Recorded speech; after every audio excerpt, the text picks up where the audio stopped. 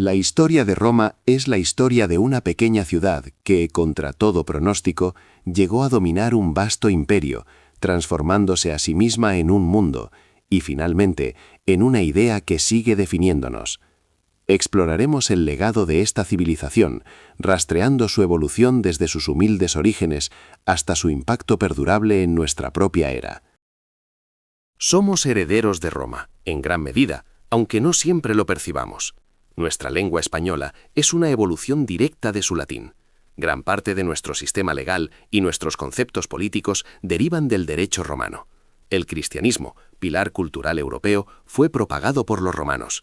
Incluso movimientos como el Renacimiento o, lamentablemente, el imperialismo y el fascismo hallaron inspiración en su historia y símbolos.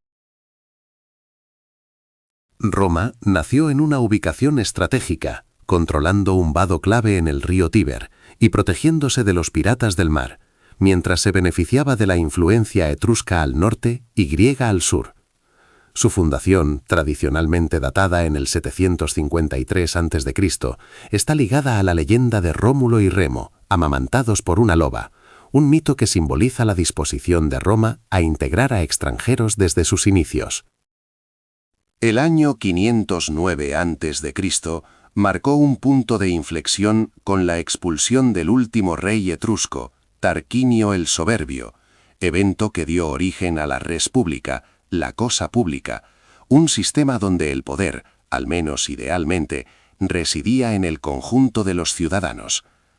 Este periodo estuvo marcado por el conflicto social entre patricios y plebeyos, que lucharon por sus derechos dentro de una compleja estructura política con magistrados, senado y comicios. Entre los siglos III y I a.C., Roma se expandió incansablemente, convirtiendo el Mediterráneo en su Mare Nostrum. Sus principales adversarios fueron Cartago, en las guerras púnicas, y los reinos helenísticos. El éxito romano se basó en un ejército formidable, disciplinado y flexible, y en un genio político excepcional que les permitió integrar a los pueblos vencidos como aliados o ciudadanos, ampliando su base de poder. La República fue víctima de su propio éxito. Sus instituciones, diseñadas para una ciudad-estado, no pudieron gestionar un imperio mundial. Esto generó una enorme riqueza y desigualdad, el auge de ejércitos privados y un siglo de guerras civiles. El asesinato de Julio César en el 44 a.C. simboliza la muerte del viejo sistema, incapaz de adaptarse a la nueva realidad imperial. Tras el asesinato de César, la lucha por el poder continuó entre su hijo adoptivo, Octavio, y Marco Antonio. En el 27 a.C., Octavio, ahora conocido como Augusto, se convirtió en el primer emperador. Estableció el Principado, una monarquía de facto que mantenía las formas de la República, presentándose como el princeps, el primer ciudadano, no como un rey. Su verdadero poder residía en el control del ejército y una riqueza inmensa.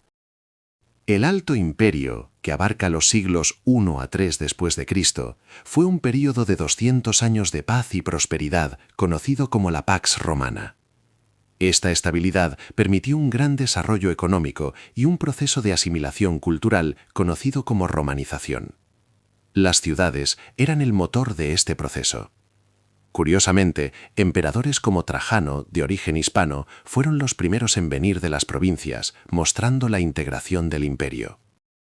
La sociedad imperial romana era una estructura jerárquica compleja. En la cúspide se encontraba la familia imperial, seguida por ciudadanos como senadores, caballeros, decuriones y la plebe. Por debajo estaban los no ciudadanos libres, como peregrinos y libertos. En la base, los esclavos, que eran propiedad de sus amos, aunque con la posibilidad, en algunos casos, de comprar su libertad y ascender socialmente. El Bajo Imperio se caracterizó por la gran crisis del siglo III, que trajo de vuelta las guerras civiles y una profunda inestabilidad. Los emperadores adoptaron un nuevo absolutismo, haciéndose llamar dominus, o señor, alejándose de la imagen de primeros ciudadanos. Finalmente, el emperador Teodosio dividió el imperio de forma definitiva en el 395 después de Cristo, en Occidente y Oriente, en un intento de hacerlo más manejable. El cristianismo pasó de ser una fe perseguida a la religión oficial del imperio. Inicialmente, los cristianos monoteístas se negaban a participar en el culto imperial, lo que los llevó a ser perseguidos por deslealtad política.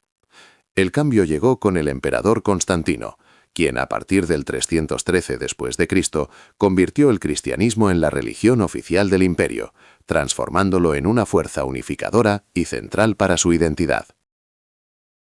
La caída de Roma en el 476 después de Cristo marcó el fin de un mundo, aunque el imperio de Oriente, Bizancio, sobrevivió. Las causas fueron complejas, combinando factores internos de decadencia, como la crisis económica, la presión fiscal asfixiante, la ruralización y el declive urbano, con presiones externas debido a las migraciones y la invasión de pueblos germanos y la expansión de los hunos desde Asia. El último emperador romano de Occidente fue depuesto en este año simbólico. Roma construyó para la eternidad, dejando un legado arquitectónico y urbanístico sin igual. Sus ciudades seguían un modelo planificado ortogonal, con un cardo y un decumano. El foro era el corazón político, de negocios y justicia. Edificios para el ocio, como teatros, anfiteatros, circos y termas, abundaban. En ingeniería dominaron el arco, la bóveda y el hormigón, creando obras monumentales como acueductos y calzadas, que aún hoy nos asombran. Lo que sobrevivió a las ruinas físicas fue la idea de Roma. Su derecho romano es la base de nuestros sistemas legales modernos.